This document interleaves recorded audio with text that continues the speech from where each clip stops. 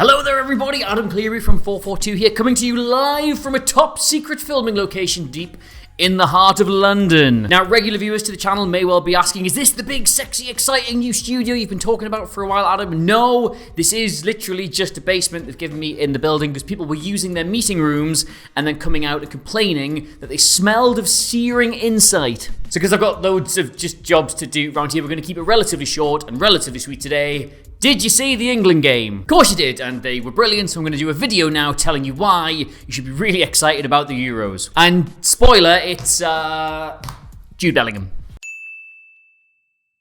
Okay, so this was the England team. I'm not totally sure I've got that top camera aligned properly, but whatever. We'll go with it. This was the England team last night. Gareth Southgate appears to have finally settled on being a 4-2-3-1, so we can play Jude Bellingham as the Real Madrid Jude Bellingham. Now, it's obvious to everybody why you should have watched that game and why you should be excited about this England team. Italy, yep, they're not the best they've been. They're certainly not the team that won the European Championships anymore, but they are no mugs. They are a really solid international outfit with a great manager and a lot of talent, and they took the lead against England, and then England found other gears and just blew them away. Now, we will talk about Jude Bellingham and why he is so brilliant in a moment, but one thing I think is kind of getting missed, right, is that last night represented a very rare example of Gareth Southgate fixing a tactical problem mid-match. And I'll hold my hands up here, I am a card-carrying Gareth Southgate defender. I will, around international tournaments, certainly be willing to have that argument with people, but one thing I can't really defend is his ability to influence a game as it goes on. That is a weakness of his. But last night, in those opening 20 minutes when Italy took the lead, it was very clear that England had a problem with the way they were set up, and Southgate took steps to address this and completely changed the game. And the problem, you're not going to believe this, was Jude Bellingham. Like, it's obvious why Gareth Southgate would want this England team to reflect the Real Madrid team to get him further up the pitch. He scored a bajillion goals in his first 10 games for them. If you can harness a little bit of that, you've got a great chance going into an international tournament. But the problem is, England need Jude Bellingham in a way that Real Madrid don't. Bellingham has previously played for England on the left-hand side of a midfield three, and that's where he looks the most comfortable for England. For me personally, it means he's really free to drop in front of the back four to collect the ball. He can move up the left-hand channel. He can drag the team up the pitch. But he's also still in a good enough position where he can sort of play as a 10 or even play out wide left as and when he's needed. But you want to maximize his goal threat. You want to make sure he's one of the most dangerous players on the pitch. You stick him there and you instruct him, stay as close as you can to Harry Kane, stay as far up the pitch as you can, and let the rest of the team find you. Which is a great idea in theory. But the problem is, they weren't finding him. Several times in that opening half hour, England's players, be that Maguire, Rice, Phillips, even the fullbacks, Trippier and Walker, they were getting into sort of this area of the pitch and looking for the next obvious pass and looking for Bellingham. But because he was so high up the pitch and the two wide players, they were holding all of their width. Sorry about that, Phil Foden. It meant that Rice and Phillips were sort of getting into these areas, not being able to play the ball through Italy's low block and having to go either backwards or out wide, which is exactly what Italy wanted them to do. Now, the obvious and the easy thing to do in the situation is to go, oh no, we're not getting Bellingham on the ball enough, and then just revert to that 4-3-3, bin the system entirely, and put him back in a position that allows him to get on the ball. But that is not what Gareth Southgate did. Instead, he decided to trust Jude Bellingham and allowed him to basically make the decision about whether he needed to drop into these spaces to receive the ball to help with the build-up, or whether he's better suited sticking really close to Kane. And you saw across the course of the game, he kept alternating between being very deep and being very high. And I will again hold my hands up here as someone who did a slightly snidey tweet about Calvin Phillips. He did grow into this game and really help with this transition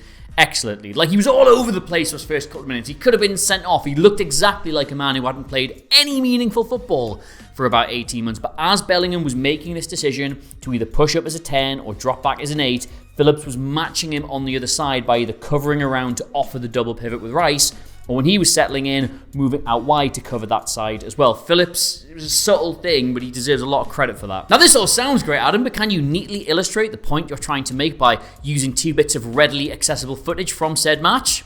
Yes, I can. Now, England's equaliser is obviously the penalty, but this was during a state of the game where Italy were really withdrawn and Bellingham was happy to sit right on Kane as the 10. You can see here, Rice and Phillips, they're the double pivot. There's no idea of it being a 3. They've got the ball, and as soon as it drops to Rice in a little bit of space, Bellingham is already thinking about how he can receive that pass. And he does. He points exactly where he wants it. Rice is able to play a ball that goes straight through Italy's defending. He takes out 3 players with this pass. He flicks it around the corner to Kane, who returns the favour. He runs through on goal, playing like he does at Real Madrid. Then for England's second goal, lo and behold, who is it in that left channel who comes all the way back to make the crucial tackle and start that counter-attack? Why would you look at that, my friends? It's only Jude Bellingham. Italy have had quite a lot of the ball at this point. England know they have to start building out from the back again, so Bellingham drops into that midfield 3. Phillips then covering across on the opposite side, and it means he's in the right place to make that challenge and win that ball. And yes, look, obviously the run and the flick and all the other stuff, that's just what you know about how good he is. That's the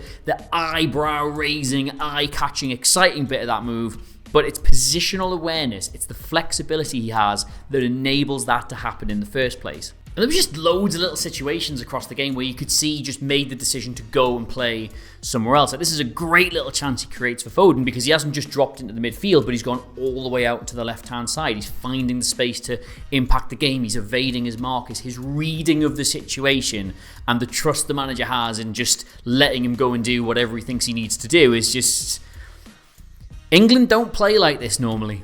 Like, England under Gareth Southgate, whether you like him or not, have done things that no other England team have ever been able to do. Like, in its most simplest form, that is going far in tournaments or just occasionally beating some of the bigger sides. But one thing I've never seen England do is be really, really tactically flexible. Now, don't get me wrong, it's not that I'm saying they're playing some brand of total football now, but in Jude Bellingham, they not only have one of the best players, if not the best player, whisper it, in the entire world, but they've built a system that doesn't just like take advantage of one thing he can do, scoring goals by pushing him all the way up, but it allows him to basically utilize his entire skill set to impact the game. If he needs to drop right in front of the back 4 to help with the defense, he can do that. And if he needs to be in a midfield 3 so he can get on the ball in the build-up phase and help move it up the pitch, he can do that. And if he needs to just stick like glue to Harry Kane to effectively be a second centre forward and offer a really good goal threat, he can do that. And honestly, I know it's a long way off and people still have their issues with Harry Maguire, with Phillips, with Jordan Henderson, with Southgate himself,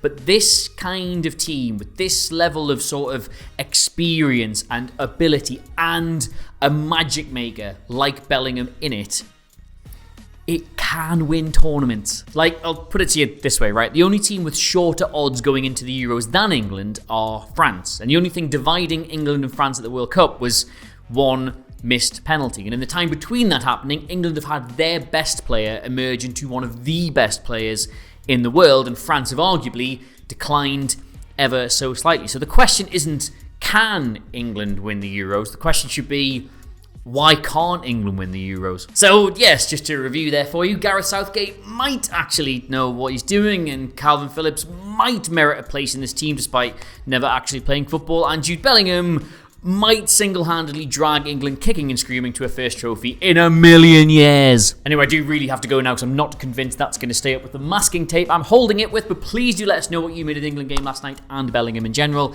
and just any thoughts. I like hearing from you in the comments below. And of course, don't forget, please do subscribe to 442 here on YouTube. Clicking that subscribe button is the one thing that really, really does help us out. And yes, we are in a temporary basement, but soon we'll be somewhere very slick and very sexy and very exciting, and you do not want to miss that. The new issue of the mag is out tomorrow, which is Thursday. I think Ange Postecoglou's on the cover, and our interview with him, I might regret saying this, should be going out on the same day. But yes, until next time, grab me on Twitter, X, Instagram, whatever anybody calls them anymore, at Adam Cleary, Clery, 442. The socials are in the corner of the video, and I will see you very, very soon. Very, very soon. Goodbye. Yay.